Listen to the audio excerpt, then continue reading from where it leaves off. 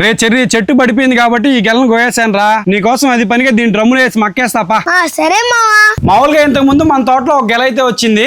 ఆ గెల ఏంటంటే ఈ అట్టిపళ్ళు ఉన్నాయి కదా, ఇవైతే పసుపు రంగులోకి అయితే మారలేదు. సో అందుకని అయితే ఇప్పుడు ఈ డ్రమ్ లో మక్కేసి చూద్దాం. ఈసారైనా మనకి పసుపు రంగులో అట్టిపళ్ళు వస్తాయో లేదో చూద్దాము. ఈ గెల దీంట్లో పడుతుందో పట్టదో. మామూలుగా ఈ ట్రబ్బులో ఏంటంటే ద్రవజీవామృతం అయితే కలిపాము. సో అందుకని ఈ డబ్బాని ఈ విధంగా చేసాము. ఈ కాడని కట్ చేసి లోపలికి బానిచ్చేస్తున్నా. మనం పొగేసి మక్కేస్తున్నాం కాబట్టి ఒక దూపం వెలిగించి లోపలైతే పొగ పెడుతున్నా.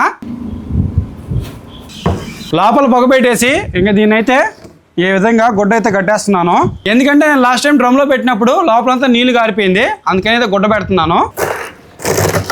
లోపల పెట్టేసామని బాగానే ఉంది. ఈ పసుపు రంగులో మారుతాయా లేదా? ఇప్పుడు ఒక 3 రోజుల తర్వాత చూద్దాం పసుపు రంగులో మారతాయో లేదో. సరే మావా, పసుపు రంగులో పండుతాయా లేదో కామెంట్ చేయండి.